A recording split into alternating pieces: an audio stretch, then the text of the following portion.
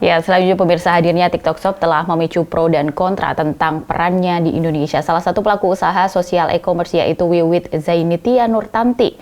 Wiwit mengatakan bahwa TikTok Shop merupakan bukti perkembangan zaman dan teknologi yang tidak mau harus diterima oleh UMKM. Wiwit juga menambahkan bahwa pelaku UMKM pun harus bersaing dan mau mengikuti zaman.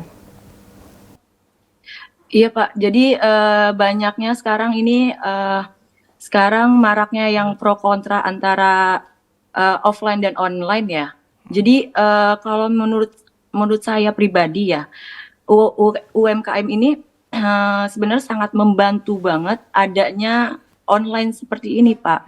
Sebenarnya antara e-commerce dan sosial media ini mungkin bisa mungkin keranjang kuningnya dipisah atau nanti bisa dipakai link-link. Sebelumnya kan sebelum ada keranjang kuning ini kan kita juga pakai link-link ya, pakai link masukkan link nanti kita juga bisa belanja kayak gitu ya Pak ya.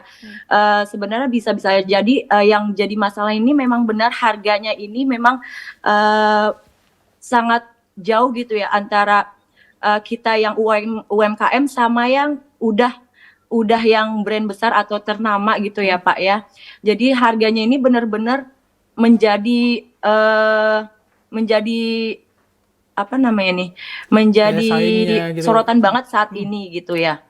Yang jadi masalah ini memang harganya ini antara yang offline sama online dikasih subsidi sebenarnya kan seperti itu ya Pak ya. Nah, kalau misalnya keuntungannya sih alhamdulillah ya Pak, dari yang banyaknya mungkin pengangguran atau ibu rumah tangga mungkin terbantu kebutuhannya gitu Pak. Dan saya pun juga sebenarnya sebelumnya juga offline juga Pak. Saya juga punya toko juga, sampai sekarang juga punya toko juga Pak. Nah, alhamdulillah semakin berkembangnya teknologi ya, perkembangan zaman ya, kita harus mengikuti juga Pak perkembangan zaman ini. Gimana caranya di offline kayak gini, gimana caranya nih kok bisa. Nah, saya juga Pak belajar dari online ini banyak juga Pak. Nggak sehari 2 hari, ibaratnya kan live sepi atau gimana ya Pak ya. Nah, udah hampir 1,5 tahun Pak saya nge-live Pak. Ya gitu Pak, naik turun kayak gitu Pak. Jadi mungkin yang sekarang lagi maraknya juga offline, udah live nih tetap aja kayak gini, udah live nih penontonnya nol. Sama Pak, saya juga dari 1,5 tahun itu penontonnya juga awalnya juga seperti itu Pak, lambat laun ya mungkin followers nambah juga viewersnya gitu Pak. Ya mudah-mudahan aja Pak adanya mungkin pemerintah mau menerapkan mungkin pecah atau pisah antara e-commerce sama sosial ini ya Pak ya. Mungkin agak lebih apa namanya ya, perekonomian mungkin mudah-mudahan agak lebih lancar lagi Pak gitu. Baik, Mbak Wiwit. Nah, kalau Mbak Wiwit melihat selain bicara soal kebijakan, tren ataupun melihat bagaimana masyarakat saat ini, kalau di awal ada pemerintah menyebutkan anjloknya bisnis UMKM yang di luar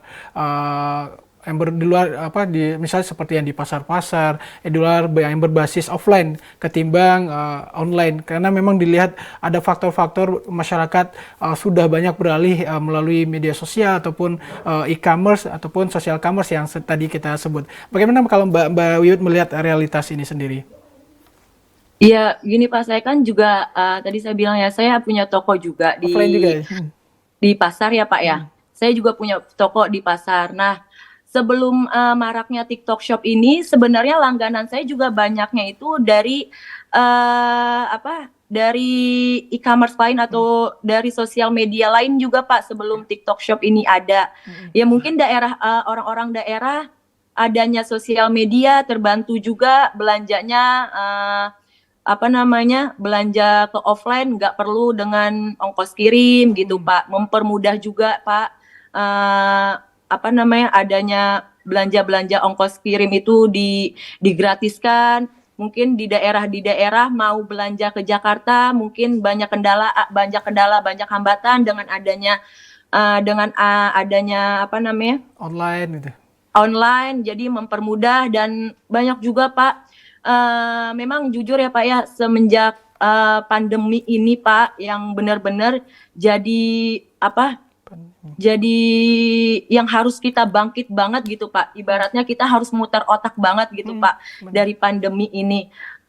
Dari yang kita misalnya yang gaptek gitu ya Pak ya, offline yang nggak ngerti apa-apa, kita harus benar-benar belajar gimana sih supaya bisa anak sekolah bisa bisa memenuhi kebutuhan hidup. Dari situ kita Pak belajar dikit sedikit, apalagi di sosial media banyak juga yang ngasih info-info, cara-caranya juga banyak juga seperti itu Pak. Jadi kita mengerti juga, oh kita harus kayak gini gini gini. Jadi kita memang harus mengikuti perkembangan zaman, perkembangan teknologi juga Pak. Nah, kalau misalnya yang di offline sepi mungkin sebenarnya gini Pak, banyak juga yang mungkin nggak percaya, kurang percaya dengan online, mungkin barangnya takut nggak sesuai atau seperti apa, banyak juga kok yang ke offline gitu Pak. Cuma mungkin yang dari daerah-daerah jauh mungkin bisa dia itu ngelihat yang offline live misalnya kan, nanti dia belanja dari online itu Pak, begitu Pak. Sebenarnya ya banyak sisi Plus minus negatif gitu ya, sama positifnya positifnya. sih.